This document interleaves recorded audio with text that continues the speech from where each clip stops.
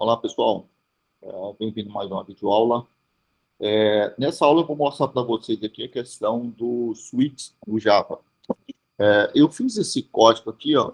É um código que não tem empregabilidade. A empregabilidade dele é basicamente para testar, para demonstrar o uso do switch. Então, veja que eu simplesmente pedi aqui para você fazer uma aplicação, digite o número de 1 a 3, né? Se a opção for digitada por 1, ele vai falar, você digitou o número 1. Caso contrário, número 2, ou número 3, ou nenhum dos números, né? De 1 a 3. Então, olha a sua execução. Eu posso executar aqui pela IDE, mas eu gosto de executar aqui por fora para ficar mais claro. Ó, meu código já está compilado. Eu vou executar minha aplicação Java Product, que fica mais visível. Ó, digite o número de 1 a 3. Então, eu vou digitar, por exemplo, o número 5. Ele fala aqui, você digitou o número fora do intervalo de 1 a 3. Que é que eu pedi para digitar só 1 a 3. Vou executar de novo, ó, digite o número, ou vou digitar o número 2. Ó, você digitou o número 2. Então, é um programa bastante simples, só que eu fiz com if else. E eu vou trocar isso aqui pela expressão do switch, né? O switch é o quê? O switch dentro do Java, como em muitas linguagens de programação que fazem uso dele, é uma estrutura condicional de grupos, né? Qual a diferença do if else? Na prática, pessoal, na prática mesmo, a diferença é porque com o switch, em alguns casos, ele se torna mais legível. Então, eu vou mostrar para você a diferença. Eu vou criar um outro arquivo aqui, ó, fazer uma cópia, vou apagar isso aqui, ó, fazer uma cópia desse arquivo aqui, ó, file CVS, eu vou chamar ele de proc2, ponto .java. Pedir para salvar, tem aqui o proc2 e eu vou alterar, eu vou deixar, vou alterá-lo aqui, né, eu vou deixar essa parte que eu fiz com if else, eu vou comentar aqui, e vou só substituir ele pelo switch. Então, com o switch, como é que funcionaria? Seria esse aqui, ó, switch. E você coloca aqui dentro a variável que você quer comparar. Abre o bloco, né? Na verdade, aí você vai colocar, vou escrever o código todo, case 1, é para você falar o quê? É para você pegar e mostrar isso aqui na tela, para imprimir isso aqui na tela. Tá? Já vou explicar a diferença. E aí eu coloco uma expressão break aqui no final. Opa, break. Eu vou explicar por que serve isso. Case 2, né? Essa expressão aqui. Vou usar a expressão system e colocar a expressão break aqui no final. Break, case place, vou colocar a terceira expressão. Vamos lá. Eu quero que imprima. E aqui eu vou colocar break no final. E aí eu posso usar a expressão default e colocar essa expressão no final. Ele é o nível individual do programa anterior. Tá?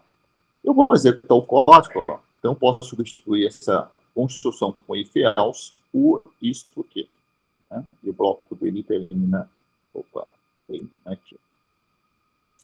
Vou executar os dois aqui, eu vou alterar, então eu fiz uma cópia do arquivo, o arquivo chama-se prog2, então aqui o nome da classe tem que representar o nome do arquivo. Se não for, você não vai conseguir executar a sua aplicação, porque o nome do arquivo tem que ser igual ao nome da classe, quando a classe é pública. Né? Então, vamos lá. Ó, vou executar aqui por fora, vou compilar ele novamente, vou compilar a primeira vez, né, prog2.java. Ó, ele compilou normal e Java Prog2. Então, vamos lá. Ó, digite o número de 1 a 3, vou digitar 2. Ele falou, ó, você digitou o número 2, vou executar de novo, digitar o número 5, que não existe ali. Vou executar o programa anterior, prog1. O efeito visual é a mesma. 2, executando o programa anterior, 5. Ó, o efeito visual é o mesmo, ele funciona da mesma forma. Tá, como é que funciona o switch? O switch ele faz o processo de comparação. Então, quando você coloca o switch, aqui você coloca dentro de uma variável. Basicamente, pessoal, o que o switch trabalha, ele trabalha com um operador relacional igual. Então, quando você faz isso aqui, você pergunta, o valor que está dentro da variável P é igual a 1? Caso seja 1, execute isso aqui até achar a opção break. Caso seja igual a 2, execute isso aqui até achar a opção break. Caso seja igual a 3, até isso aqui. Caso não seja nenhuma das opções anteriores, que aí eu tenho a opção default, execute essa mensagem. Se você não colocar o break, pessoal, ele funciona também da mesma forma, tá? Qual é o papel do break? Veja que o switch ele é um bloco, né? Aqui começa o bloco aqui e termina aqui, ou seja, é um bloco de instruções. Então, se eu não quiser testar todas as condições, eu uso a opção break para o seguinte: quando eu digito isso aqui, ó, por exemplo, ó, vou executar lá o próximo 2 novamente, ó, eu vou digitar, digitou o número 1. Quando eu digito o número 1 e pressiono o Enter, o que, que vai acontecer? Ele vai perguntar, case é igual a 1? Então ele vai imprimir do que está isso aqui até achar o break ou até achar o próxima instrução case. Né? No caso, o break significa falando assim para ele, ó, eu já achei uma condição verdadeira aqui, ó, você pode sair do bloco do switch. Ou seja, quando ele acha o break, ele vai executar a próxima instrução que tem após o bloco do switch, o término do bloco do switch. Se eu não colocar o break, eu vou obrigar ele a testar todas. Então, isso aqui é por uma questão de velocidade. Por isso que nós usamos o break. Ah, se você não usar o break, vai funcionar? Vai. Mas se você mensurar de forma micro, você vai ver que essa instrução ela se torna mais lenta do que as outras, do que quando você não usa o break. Usar o break é para quê? É para que você não gaste processamento testando as outras condições, sendo que você já achou uma condição verdadeira. Então, olha só, e dá um. Então, o que aconteceu na prática? Isso aqui foi verdadeiro, ele executou isso aqui. Como ele achou a instrução break, ele vem automaticamente para o término do bloco do switch. E depois do bloco switch, você tem um término do bloco do programa, né? Aqui embaixo. Então, essa é a lógica por trás disso aqui. Então, veja que o switch é mais rápido do que o if else? Necessariamente não.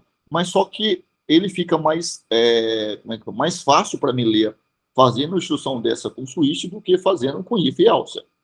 Com if else eu posso me perder na programação, ele é mais lento para você ler, né? Você executar na mão para você ler e compreender. Isso aqui é mais fácil, você compreende de forma mais rápida. Ok, pessoal? Então, essa é o modelo e estrutura de tomar decisão de blocos, né? No caso do switch.